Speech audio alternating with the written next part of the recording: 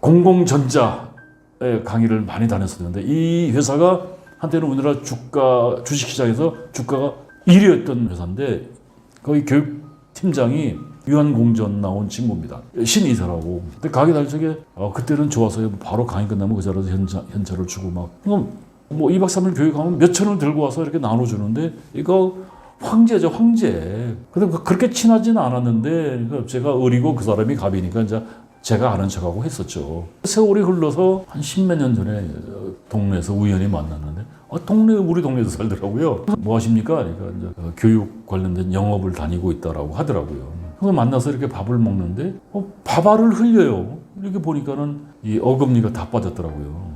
그래서 처음에는 못 물어봤죠. 그럼 왜 그런가 못 물어봤는데 이제 몇 번 만나서 이제 소주 한잔 먹으면서 물어보니까 지나간 얘기를 해주는데 정말 비참하더라고요. 이게 노인 자살이 왜 노인 자살이냐 이거 알겠더라고요.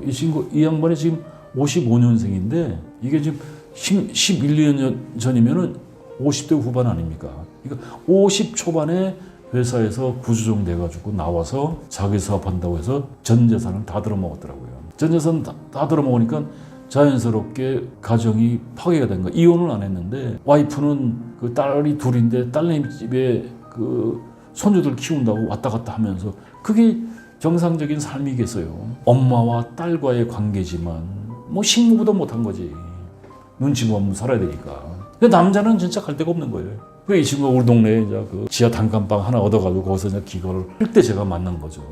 진짜 열심히 살았는데 술 먹으면 우는데 그 8대의 이빨이 빠진 거를 해놓지를 못하는 거예요. 근데 자살하려고 몇 번 시도를 했는데 어떤 책을 봤는데 뭐 옛날로 말하면 절망은 없다 뭐 이런 책을 봤는데 이렇게 끝내서는 안 되겠다 해가지고 몸을 추스리고 저희 동네가 이제 불광천인데 불광천을 아침에 4시 반에 일어나서 2시간을 뛴다고 하더라고요. 그걸 비가 오나 눈이 오나 그래서 건강도 회복되고 건강이 회복이 되니까 자신감도 생기고 그래서 죽음 경계선에 갔던 사람이니까 뭘 못하겠냐 싶어가지고 자존심 다 버리고 무조건 들이댄다고 합니다. 아마 전화로 가서 상담하고 뭐 가서 그러다 보니까 이제 나름대로 이제 자기 용돈벌이는 하고 이제 조금 앞가림은 하고 있는데 작년 가을에 전화 안 받길래 전화했더니 그 장례식장이라고 하더라고요. 그 와이프가 이제 하늘나라로 갔는데 왜 안 알리냐 하니까 나중에 얘기하겠다고 하더라고요. 그러니까 집사람이 정상적인 그 죽음이 아닌 것 같아요. 이게 남의 일 같은데 이 고액 연봉 받던 잘 나가던 친구가 하루아침에 저렇게 될 줄 누가 알겠어요. 창업을 하게 되면 90%가 망한다 하는 이야기는 100% 망한다 하는 얘기는 첫 번째가 너무 막연하게 산다. 잘 되겠지. 이거 제가 프랜차이즈 창업 관련된 교육을 한번 받으러 갔었어요. 이게 왜 그러냐면 그 교육기관에서 장사에 대한 창업에 대한 그 강의를 해달라고 해서 저도 이제 교육을 받으러 갔는데 거기서 만났던 친구인데 그 프랜차이즈 본사인 줄 몰랐죠. 근데 그 정부 지원 받아가지고 이제 영업 차원에서 이제 교육을 하더라고요. 근데 그 강사가 뭐라고 얘기하면 창업하면 90% 망한다. 대다수가. 그래서 자기한테 교육을 받은 사람들은 몇 년 후에 다시 자기한테 교육받으러 온다.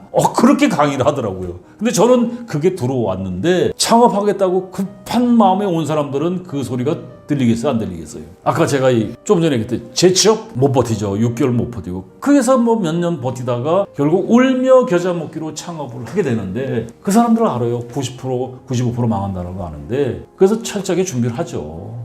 그래서 이 사람이 창업 준비를 하게 된 게 회사 분위기가 구조정 이 분위기로 흘러가더라 이거죠. 그래서 자기가 3년간 준비를 했는데 그 중에 제가 그 친구를 만났는데 그때 슬로건이 뭐냐면 나는 남들과 다를 것이다 라는 슬로건을 가지고 준비를 했다라고 하더라고요. 그러면서 그때 창업교육에서 만났는데 그 강사의 말은 저는 들었는데 이 친구가 못 들었대요. 자기한테 교육을 받는 사람은 3년 안에 이 교육장이 다시 온다. 그러니까 이 친구가 얼마나 철저하게 공부를 했는지 기획 업무를 하던 사람이에요. 그래서 창업교육, 아이템 선정 이런 것들.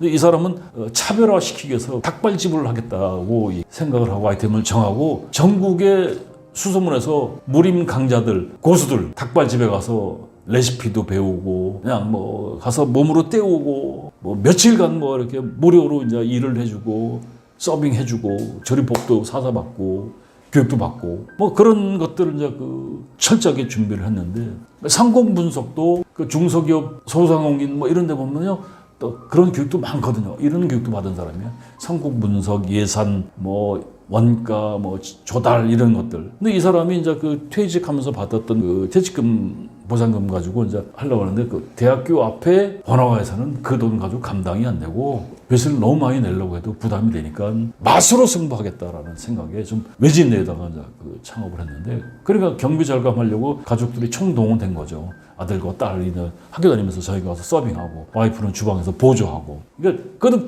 직원은 2명은 기본이 있어야 되고 그래서 처음에는 정신없이 바빴대요. 그래서 뭐 계란말이도 공짜로 주고 서비스로 주고 온 가족이 뭐 정신없이 한 2달 돌아가는데 그때 아우 내가 진작 시작할 걸 후회했다는 거 아닙니까? 근데 이게 만인이 하는 개업발 3개월 썰물처럼 쭉 빠지더라는 거죠. 그래서 1년 버티다가 이제 투입자금 거두려고 망했는데 여러분 1년 버틸 수밖에 없는 이유가 뭔지 아세요? 이 사람은 프랜차이즈하고 한 게 아니잖아요. 근데 가게가 적어도 1년 단위거든요. 그러니까 내가 가게 문을 닫으면 임대료 내가 1년 동안 내야 돼. 그러니까 어쩔 수 없이 버티는 거예요. 그러면 뭐 빚은 쌓이고. 근데 이 양반은 그때 한 2억 5천 들여서 했는데 이건 프랜차이즈 아니니까 이게 가능했던 거죠.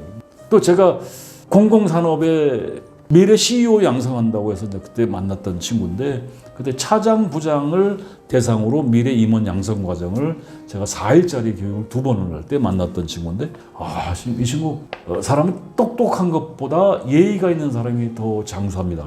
여기서 장수라는 것은 현직에서 오래 근무할 수가 있다는 얘기입니다. 실제 그러니까 예의가 밝은 사람들은 또 사고도 밝아요. 그래서 그런 사람들은 스트레스를 상대적으로 덜 받아. 그 회사에서 17년 근무하면서 총무팀장을 했는데 승진 누락이 계속 되는 거예요. 63년생이니까 지금 60이죠, 60. 63년생이니까 이제 올해 진갑이 되는 나이죠. 근데 지금 63년생이면 만으로 60이죠? 근데 2008년도에 리먼 사태 때, 제2금융위기 때, 우리 아는 서브프라임 모기지 때 또 이제 썰물처럼 등장한 게 구조조정입니다. 그게 45세 언저리의 사람들이 아웃이 돼서 이 사람이 거기에 해당이 된 거예요. 그래서 2008년도에 길거리에 내몰려서 2018년도까지 그러니까 이 친구하고 이제 가끔 전화하고 1년에 한두 번 정도 이렇게 소주하고 그랬는데 그 친구 이제 내가 강의 다니니까 이제 그 회사에 왔다 갔다 하면서 또 저 가끔 불러주니까 친하게 지냈는데 2008년도에 아웃이 돼서 2018년도까지 어떻게 흘러갔냐면 재취업 어렵잖아요. 재취업. 그래서 뭐 했어요? 회사에서 총무 업무, 인사 업무 하던 친구니까 그것도 디테일한 것도 아니고 자기가 맡은 부분만 하던 사람이니까는 부품이죠. 재취업, 정리하고, 일용직, 비정규직. 재취업, 정리하고, 일용직. 낮은 급여로 다닐 수밖에 없는 거예요. 그러니까 와이프가 이제 나가서 일도 하게 되고, 이제 애들이 이제 고등학교 다니니까 뭐 걔들이 무슨 알바할 수 있는 것도 아니고. 그 한 10년 버티다가 2019년도에 고깃집을 냈다라고 하더라고요. 고깃집 창업을 했는데, 그럼 고깃집이 거의 다 프랜차이즈예요. 골목 상권, 영세업 절대 아닙니다. 요새 고깃집 하나 차려보세요.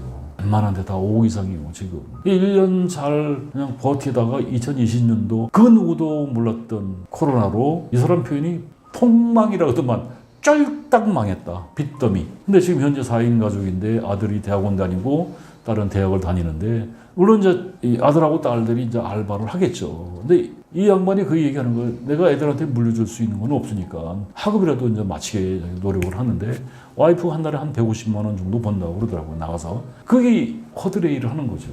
토요일 일요일도 없어요. 150만 원 버는데. 그래도 거대 기업의 총무팀장까지 했던 사람인데 와이프가 뭐 큰 고생했겠어요. 그 150만 원 얼마나 귀한 돈입니까? 근데 본인 재취업이 돼야 안 돼요. 재취업 정리하고 재취업 정리하고 일용작급직 그걸 10년을 했는데 이제 60 줄에 접어든 사람, 그러니까 50 중반 후반인데 누가 그 재취업이 되겠어요? 안 돼요.